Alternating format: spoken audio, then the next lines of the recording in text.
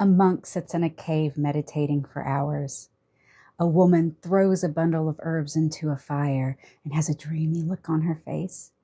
A dervish whirls an ecstatic dance. These are all examples of mystical practice. Yet, we don't have to do anything extreme or flashy in order to dive into the deep well of our own souls. So, what is mysticism? What does that have to do with our monthly ritual called the Mystic's Lantern? And how does that help you with your path forward in life?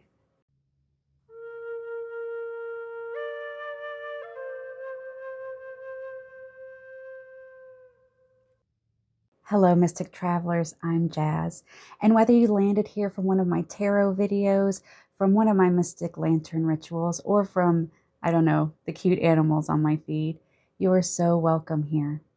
Today, we're going to explore some questions around my new series, The Mystic's Lantern, which is a 4-part monthly ritual meant to help you grow in your own mystical journey. Today, we're going to explore questions like, do I have to be religious or spiritual to learn anything from these teachings? Do I need to have any kind of things prepared ahead of time? Do I need a base set of knowledge?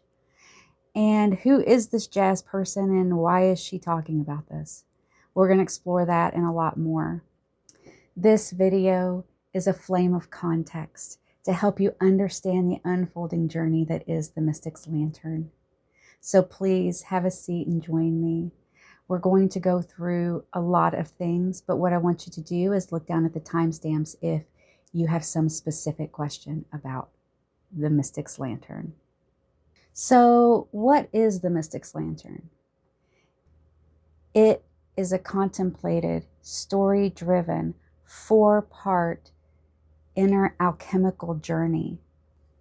Each episode offers a shift in perception, a way to look at your inner world in a new way so that it helps you in both your inner and external worlds. It's meant to help you practically and spiritually through the difficult times in your life, through spiritual challenges, and to help you see everything from a new perspective so that a lot of the most challenging parts of life become much easier to handle and understand. The topics we cover on this channel are vast, from Tibetan bardos to the ideas of simulation and immortality, but at the root is the same underlying current of mystical unfolding that permeates every aspect of our lives. So, how is mysticism presented here on the Mystic's Lantern? Humans are symbolic beings. We respond to images, visualizations, storytelling, and symbols. Patterns and archetypes lay the groundwork for our psyche. When a symbol resonates, the heart and mind reorganize around it, and that is the essence of inner alchemy. Mysticism, as it is presented here, is meant to be a contemplative companion, a lantern, not a doctrine, meant to walk alongside you on the path that you're already traveling. Please use your own best judgment when deciding how or when you will incorporate these into your life, and talk to trusted friends and professionals if needed. Mysticism and its reflections here or anywhere are not a replacement for therapy, medical care, or your own spiritual autonomy. We are a community, but at the end of the day, your soul is on your path, and you have to make the best decisions for yourself. Mysticism is not a path of borrowing or cultural imitation. It is a path of direct symbolic experience. It is the recognition of the divine through symbols, metaphors, awareness, intuition. We do not recreate or mimic closed traditions. We listen for the universal stories beneath all of them. We see the interconnected web of existence beneath the surface, and we also see that interconnected web and how various religions have interpreted it. We go straight to the source for our rituals here, straight to the heart. So if there appears to be some overlap, it's because we're touching on deep archetypes, deep symbolism that is universal to everybody. The mystic does not copy, the mystic perceives. The mystic does not imitate, the mystic translates. And because humans are shaped by meaning, we are transformed, whether these rituals, ideas, and practices are literal or metaphorical. Everything in this series comes from my own lived experience, studies, stories, and revelations. So take what resonates and leave everything else behind. We have intersecting journeys, but you're on your own beautiful path. And my job here is just to support you along it. So who am I? Well, I'm a mystic traveler just like you. I run this channel and I do these rituals by myself because I deeply and sincerely believe in love, sharing, learning, communion between people, and most of all, radical compassion. My role here is just to be a mirror and a guide, to hold a gentle light up to your experiences, to your perception, and to consciousness itself. What I want more than anything is for you to understand the space as an open space, a space to explore ideas without judgment, a space to explore those deep inner questions without anyone telling you that you're right or you're wrong. Just a space of free exploration. I want every mystic traveler here to feel so supported, so safe to share. This community is a beacon of light, and every single person makes the lantern brighter. And I'm so excited that I get to walk alongside you for this journey. There is no gatekeeping here. This is an exploratory journey that we're walking together. So, who is the Mystic's Lantern for? Well, like everything from my channel, The Mystic's Mirror, it's for those people who are ready to dive deeper into themselves. If this sounds like you, welcome. But if it's not resonating, that's okay too. It might just mean this is not the right time for you to be at this place. But it's always here for you if you want to come back. And if this is not your path in this life, that's okay too. Not everything is for everybody. But no matter your path, I send you blessings and peace as you move forward. These explorations are universal, so you can be a part of a religion or a spiritual path, but you don't have to be. You can just be a wanderer who's curious. We don't do dogma here. Everyone is on their own path. So what kind of background do you need? Well, you just need to have an open mind and a discerning mind, so that as you move through these ideas, you can decide what to hold on to and what to let go of gracefully. You don't need any prior knowledge to engage here. There are no secret truths that are going to be revealed. It's simply an exploration of our minds, our spirits, and our consciousness together as one community. These are explorations, not dogma, so you don't need to believe anything specific. In fact, a lot of the ideas that I will present here and talk about have no place in my own practice, but they did help me grow a lot along the way. And so I think that they're very relevant, and a lot of times they'll help other people because we're all at different stages on our path. Now for a few of the technicalities of the ritual itself, for those of you wondering what the structure is all about. Each episode of the ritual is a mirror meant to help you reflect on yourself. So therefore, whatever it is that your mind needs to get out of it, it will. Each 4-part monthly arc is like a mandala, folding in internally and unfolding externally to help you get the full circle of what you need from the theme. Just like each episode is a mirror of the monthly arc, each monthly arc is a mirror of the annual arc. The small lantern reflects the greater flame.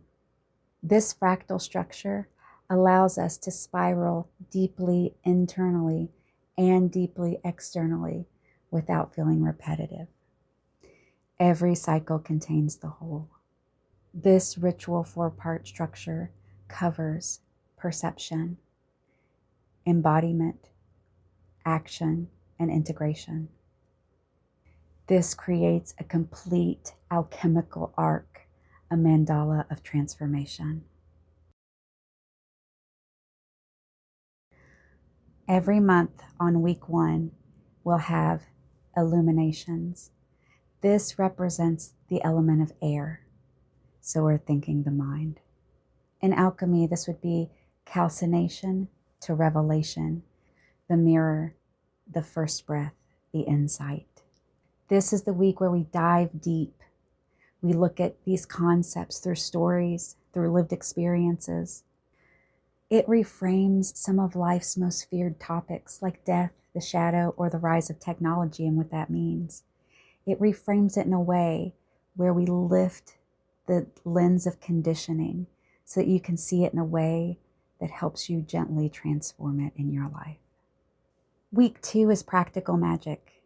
The element for this one is fire because it is thought in action. This is where we turn it into a practical, hands-on ritual. This ritual will help you with the internal process of growth, healing, and exploration, but mirrored in an external way. Its alchemical stage is coagulation to action.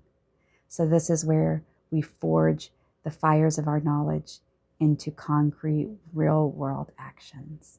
All the rituals will use easy-to-find items that you probably already have around your house. And when appropriate, I'll offer alternatives because I know things like some people can't have real fires in their house or you might have other limitations. So I'll try to make sure that there's some alternatives in there in case you want to make it even easier. Week 3 is the curio shelf. Now, the curio shelf has the element of earth because it's grounded in real life objects that hold mystical significance. This represents a tangible object that mirrors the theme of the month. Over many decades, I have collected so many items of mystical and personal significance, from jars of colorful sand given to me by Buddhist monks to a vial of tears. Every item shows how these mystical ideas are grounded in the daily objects we encounter. Remember, we're talking in symbols here, right?